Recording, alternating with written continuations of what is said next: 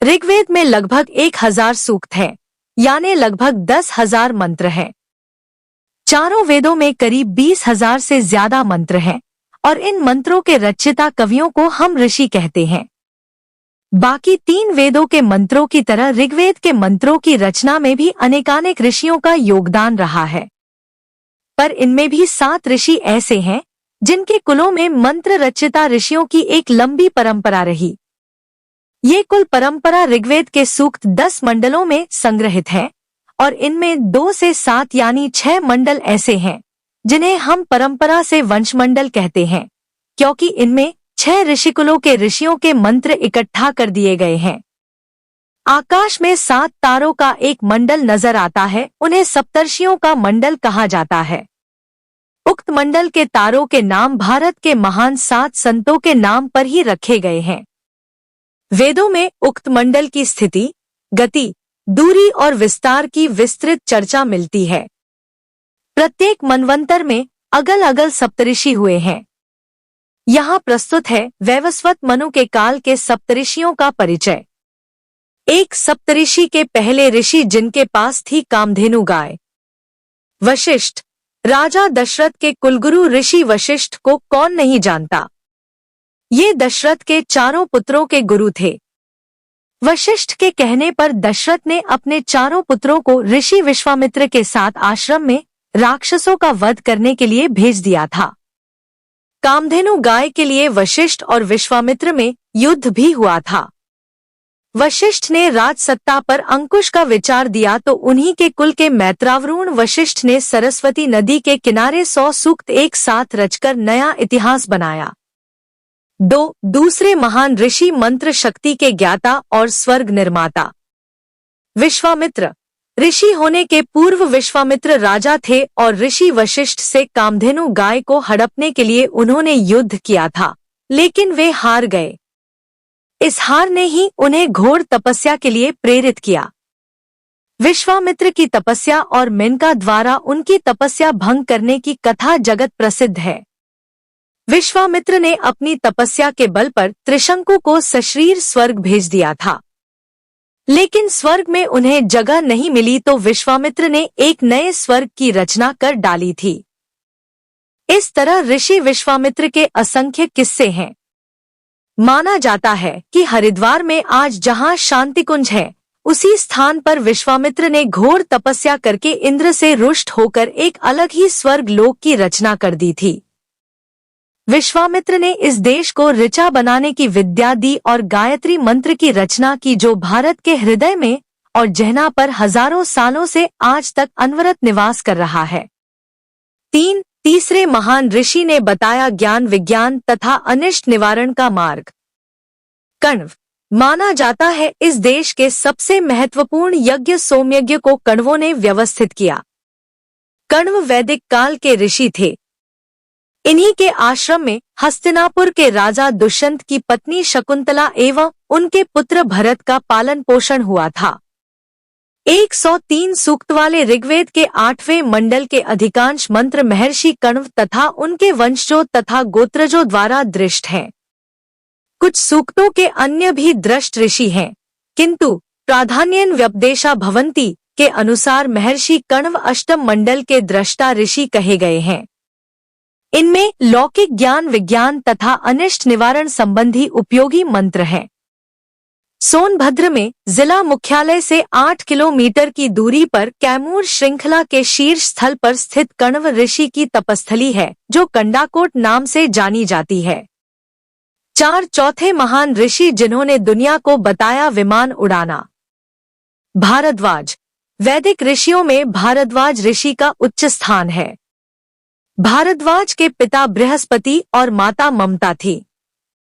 भारद्वाज ऋषि राम के पूर्व हुए थे, लेकिन एक उल्लेख अनुसार उनकी लंबी आयु का पता चलता है कि वनवास के समय श्री राम इनके आश्रम में गए थे, जो ऐतिहासिक दृष्टि से त्रेता द्वापर का संधिकाल था। माना जाता है कि भरद्वाजों में से एक भारद्वाज विदत ने दुष्यंत पुत्र भरत का उत्तराधिकारी बन राजकाज करते हुए मंत्र रचना जारी रखी। ऋषि भारद्वाज के पुत्रों में 10 ऋषि ऋग्वेद के मंत्र दृष्टा हैं और एक पुत्री जिसका नाम रात्रि था, वह भी रात्रि सूक्त की मंत्र दृष्टा मानी गई है। वेद के छठे मंडल के दृष्टा भारद्वाज ऋषि हैं। इस मंडल में भारद्वाज के 765 मंत्र हैं। अथर्ववेद में भी भारद्वाज के 23 मंत्र मिलते हैं। भारद्वाज स्मृति एवं भारद्वाज संहिता के रचनाकार भी ऋषि भारद्वाज ही थे। ऋषि भारद्वाज ने यंत्र सर्वस्व नामक बृहद ग्रंथ की रचना की थी।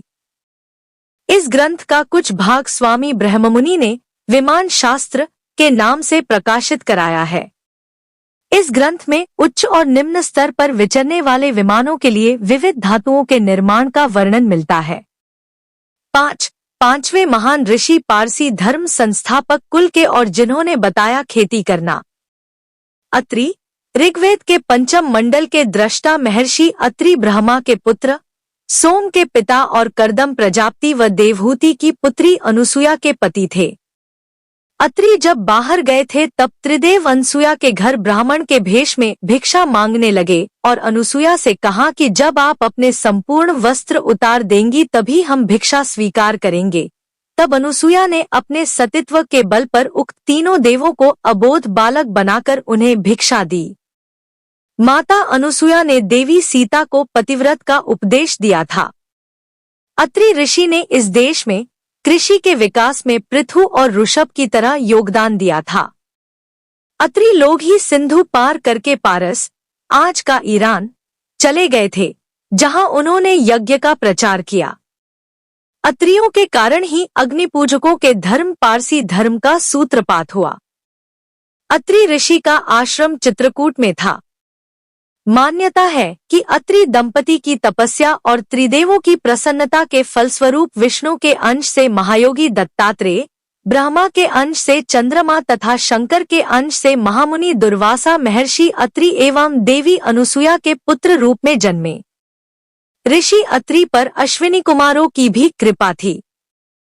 छठवें ऋषि शास्त्रीय संगीत के रचनाकार वामदेव। वामदेव ने इस देश को सामगान अर्थात संगीत दिया। वामदेव ऋग्वेद के चतुर्थ मंडल के सूत्रद्रष्टा, गौतम ऋषि के पुत्र तथा जन्मत्रय के तत्ववेत्ता माने जाते हैं। भरत मुनि द्वारा रचित भरत नाट्य शास्त्र सामवेद से ही प्रेरित है। हजारों वर्ष पूर्व लिखे गए सामवेद में संगीत और वाद्य यंत्रों की संपूर्ण जानकारी मिलती है। वामदेव जब मां के गर्भ में थे तभी से उन्हें अपने पूर्वजन्म आदि का ज्ञान हो गया था। उन्होंने सोचा, मां की योनि से तो सभी जन्म लेते हैं और यह कष्टकर है, अतः मां का पेट फाड़ कर बाहर निकलना चाहिए। वामदेव की मां को इसका आभास हो गया, अतः उसने अपने जीवन को संकट में पड़ा जानकर देवी अदिति से रक्षा की कामना की।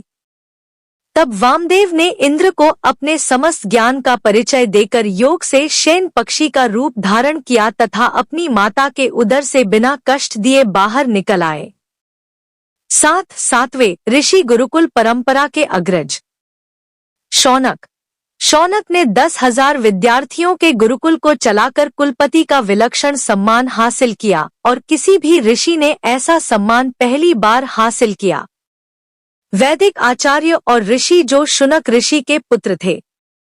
फिर से बताएं तो वशिष्ठ, विश्वामित्र, कण्व, भरद्वाज, अत्रि, वामदेव और शौनक, ये हैं वे 7 ऋषि जिन्होंने इस देश को इतना कुछ दे डाला कि कृतज्ञ देश ने इन्हें आकाश के तारामंडल में बिठाकर एक ऐसा अमरत्व दे दिया कि सप्तर्षि शब्द सुनते ही हमारी कल्पना आकाश के तारामंडलों पर टिक जाती है।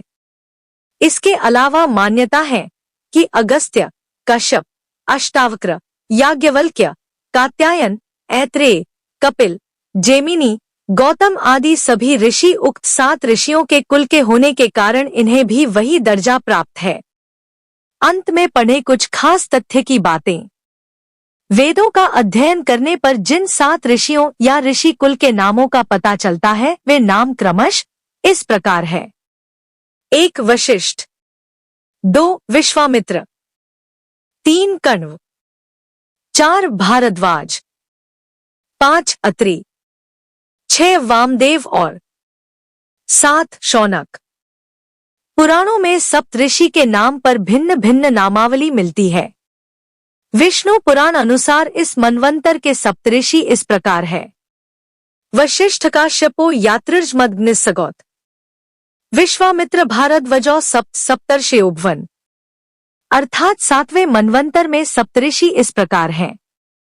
वशिष्ठ, कश्यप, अत्रि, जमदग्नि, गौतम, विश्वामित्र और भारद्वाज।